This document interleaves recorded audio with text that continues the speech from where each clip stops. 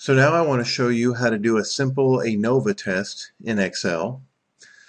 You'll recall that ANOVA is very similar to a t-test in that we're comparing the means of groups. If we only have two groups and we want to compare their means, that's a t-test. If we have three or more groups and we want to compare their means, that's an ANOVA. So the data I have here are some that I got from a different book, and these are comparing the food consumed by pigs in 4 different months. So we want to see if the mean food consumption is different among these 4 months. Since I have 4 groups and I'm comparing means, that's an ANOVA. So the first thing I want to do this in Excel is rearrange these data just so they'll be easier to work with. So if you come over here, here's the same data, just rearranged in columns. So I'm going to go ahead and launch the data analysis tool. If this button does not show up on your data tab, then you probably just need to turn it on. So you can come over here to File,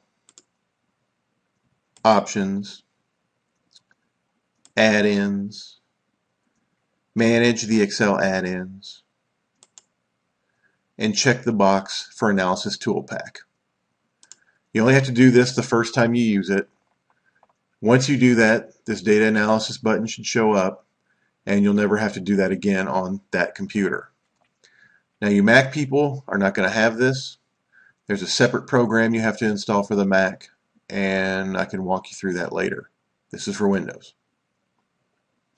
So when I hit the button, I see I've got several options for different tests, but I want to do a simple ANOVA single factor.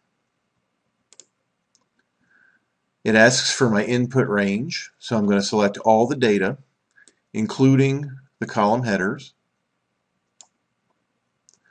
They're grouped by columns, so that's good. The labels are in the first row, so I got to check that. I'm going to leave alpha at 0.05. And I'm going to put my results in a new worksheet just called ANOVA.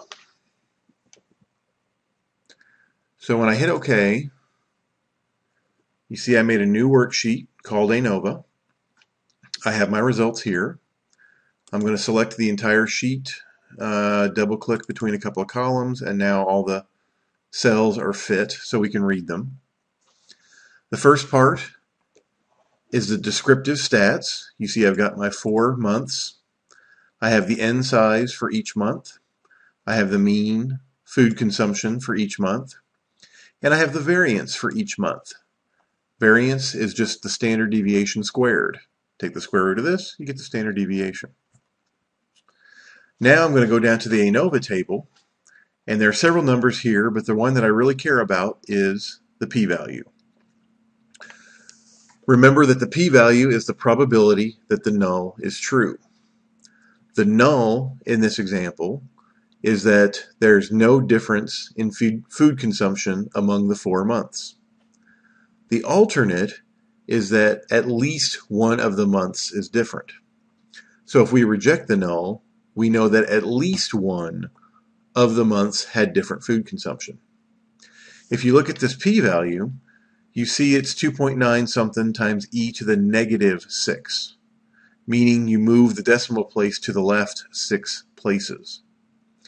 So that is a very, very, very small number, which means that there's a very low probability that the null is true. So we are comfortable in rejecting the null. And we can say that based on our data, the null is not likely true. Therefore, we will support the alternate and say that at least one of the months had different food consumption. And so that's all we can do here. Now the question is, which of these months was significantly different? We can look at the mean food consumption, but that's just eyeballing. We need to do another test which will tell us which of these groups are significantly different from the other ones.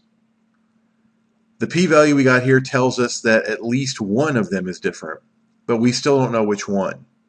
That's going to take a post hoc test. And that's on a different video.